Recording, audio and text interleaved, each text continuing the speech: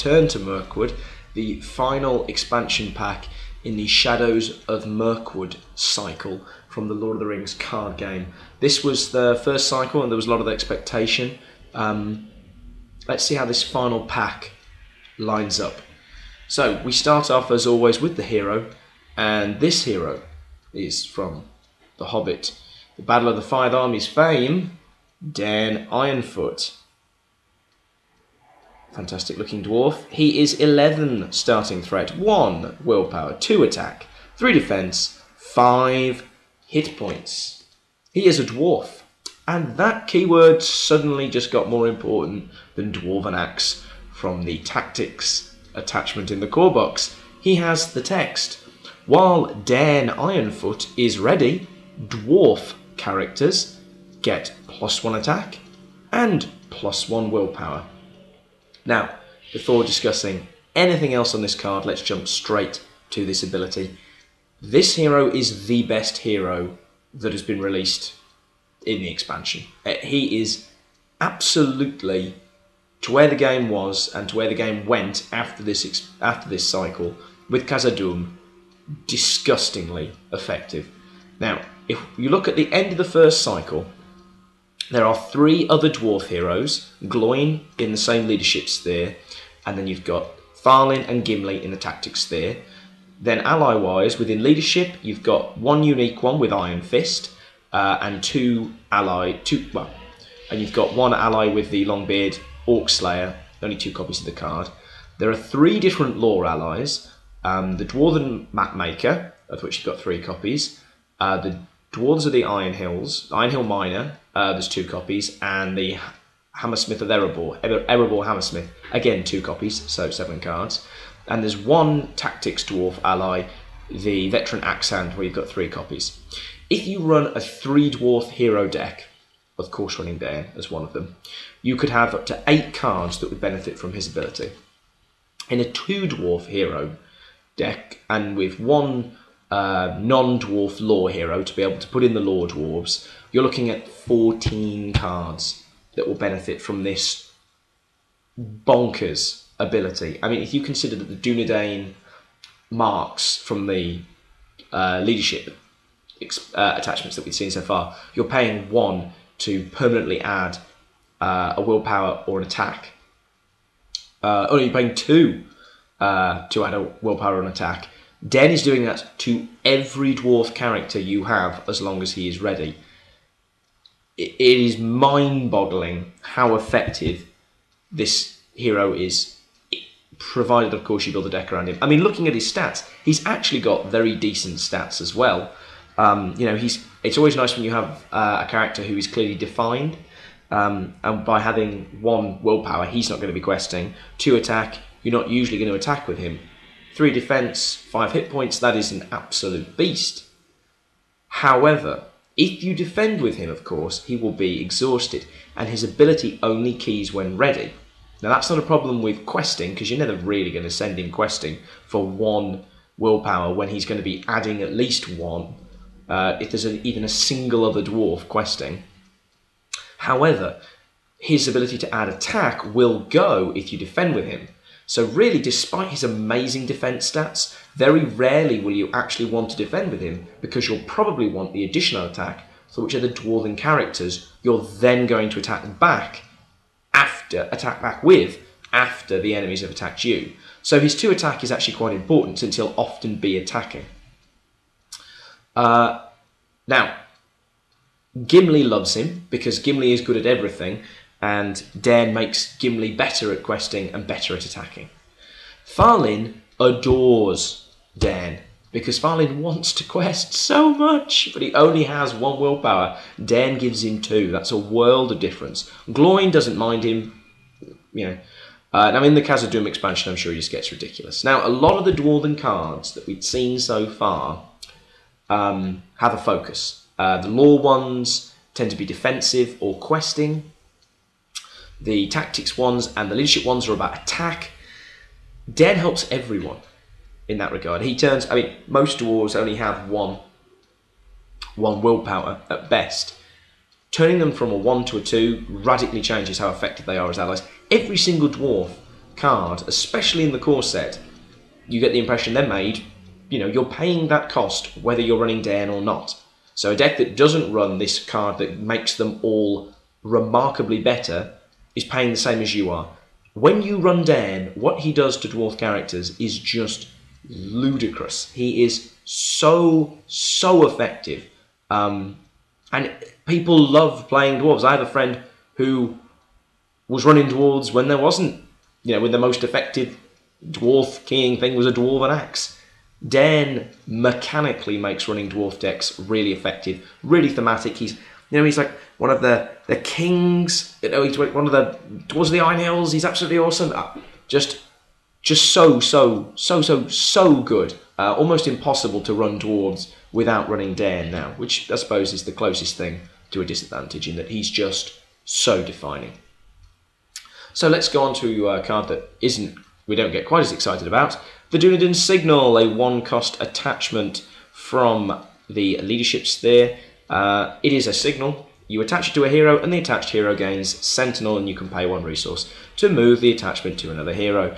Again, as always, Sentinel, useless in a solo player game. It does allow you to have like 1 mega defensive hero, and you can watch out for both players usually. 1 cost, are you really going to put more than 1 of these into your deck? Probably not. If you only just put 1 in, are you really going to see it? At the moment, we've only got one Sentinel hero, so this does allow other heroes to play that role. Somebody like Boromir could probably quite enjoy it. It's a Dunedain attachment. We know kind of the flavour for them. I mean, they're good if you want to try and build a deck around them, but I just don't find that multiple copies of this are really going to pay dividends. Now we have in the same way that Dunedain Signal was useless to solo, this one just gets better and better the more people you have. Dawn Take You All, a 2-cost leadership event with the text: play after shadow cards have been dealt before any attacks have been resolved. Combat action. Each player may choose and discard 1 face-down shadow card from an enemy with which he is engaged. Each player, so the few times we played this 4-player, this is a must-take because you're getting rid of 4 shadow cards, probably.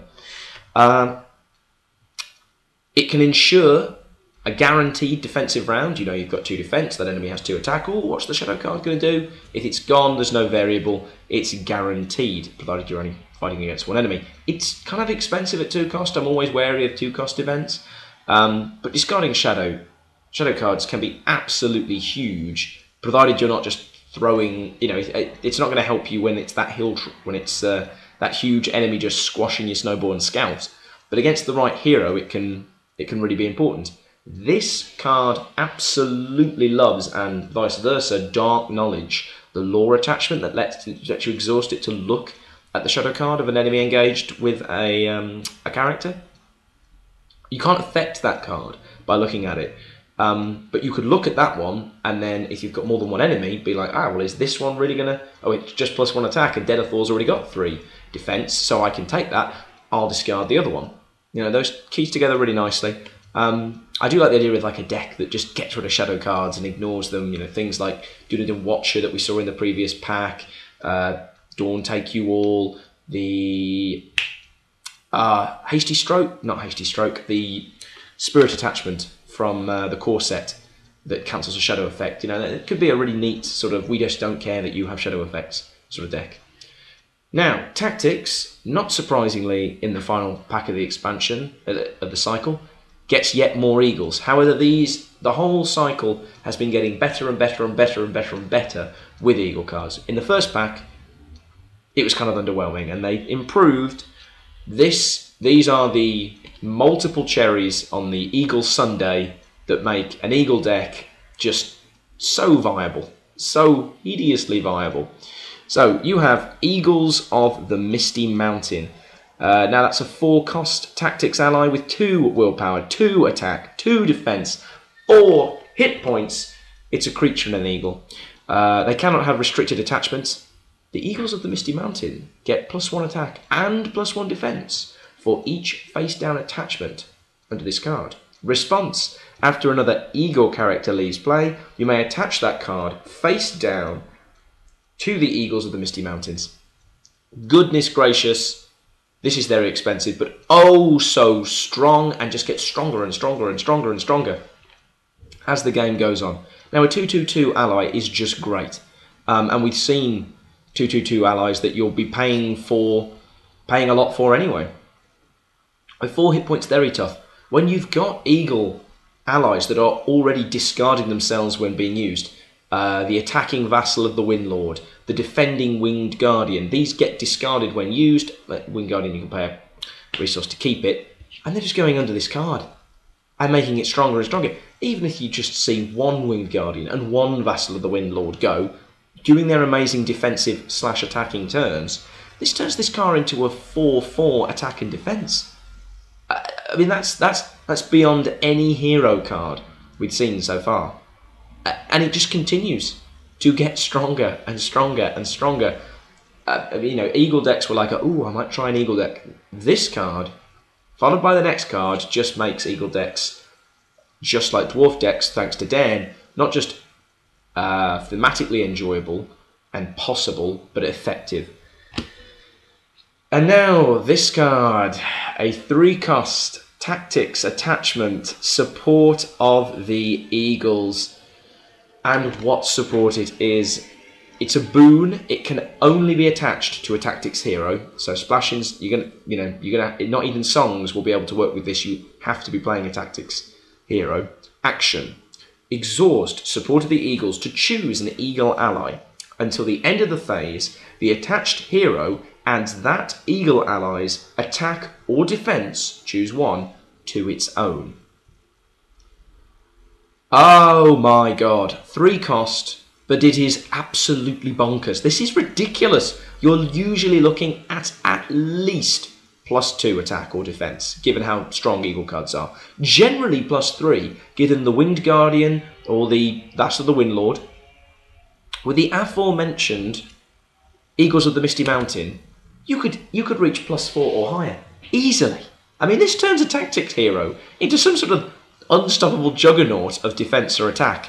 Boromir is great with this, since he's rarely required to quest, and this doesn't help with questing, but he does well in both attack or defense. So if there's an Eagle of the Misty Mountain on the table, well, we can just choose whether we need Boromir to have. I mean, this doesn't even exhaust the Eagle ally. You're getting to use this Eagle ally's stats plus your hero's stats. It's just so good. Legolas. If you have a Vassal of the Windlord on the table, and you attach this to Legolas, and you exhaust this, and you just keep that Vassal of the Windlord on the table. Just keep him there. You exhaust this. Legolas has 6 attack with ranged when he kills things. You put 2 progress tokens. 6 attack is just bonkers. This card makes Eagle decks. I mean, just so effective. I mean, when Vassal of the Windlord and Winged Guardian are going to be discarded themselves or costing you resources when they react, you can have them on the table. You can take advantage of what you want, which is their amazing stat. Admittedly, with Winged Guardian, you also want a body. But you're able to utilise this. I mean, imagine adding +3 defence to a tactics hero. It's just the defense 5. What enemy is getting through that? None. Support of the Eagles is just so good. You just put 3 of those in. You put in every single Eagle card you can, and you clap your hands because your deck is going to be brutal. The only thing to bear in mind, though, if you're playing this Tactics Eagle deck, is that you're going to be obviously trying to have as many tactic heroes as you can to build up those resources, because it's not cheap.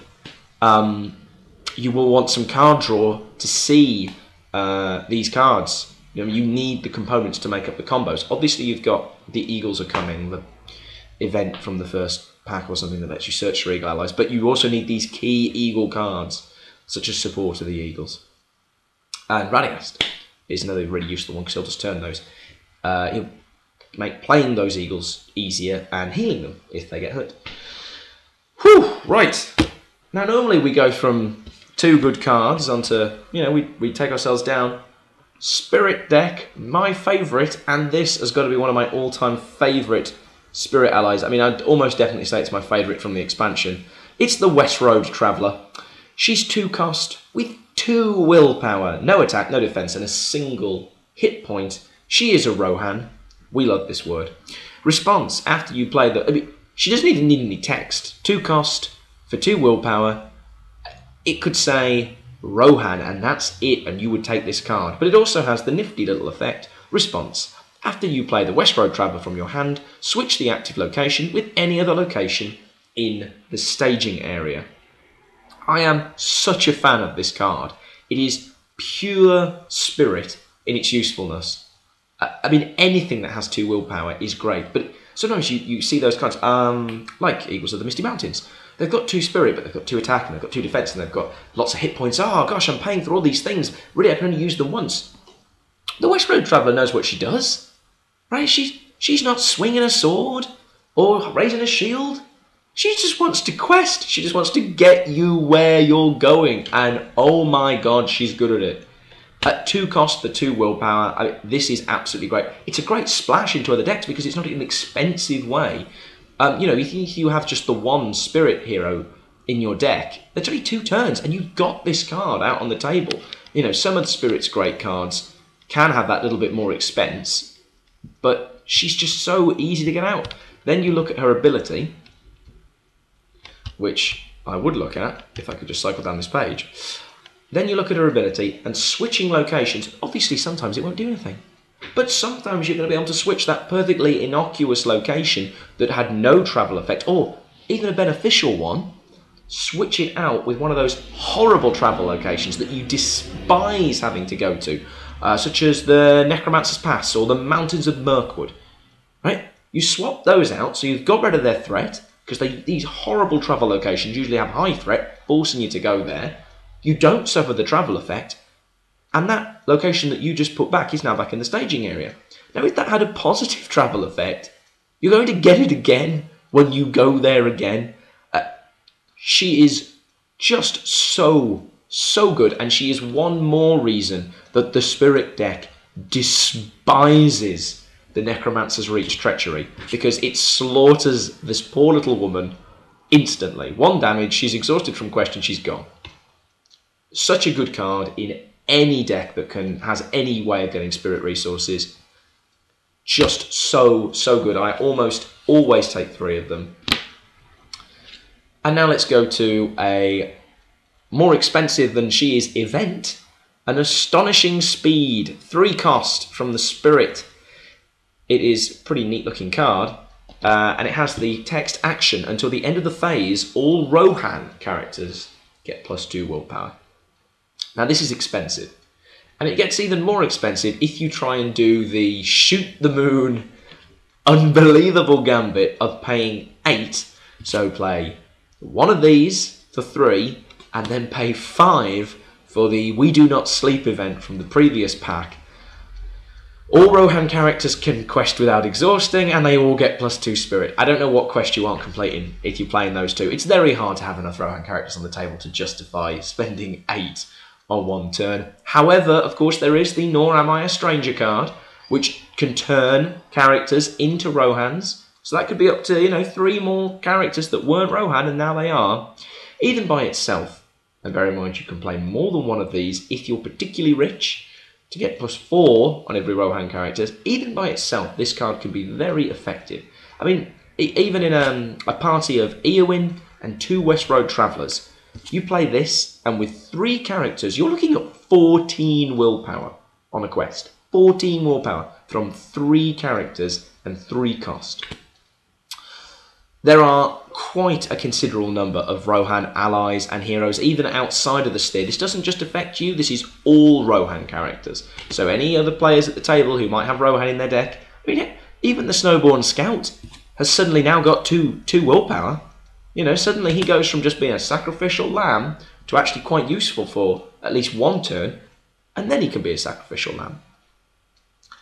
Astonishing Speed can be absolutely great. It is expensive, but the potential to boost your quest that considerably is huge. If you consider that you've got someone like Faramir, who you're tapping to give, all characters +1 willpower. This is all Rohan characters +2.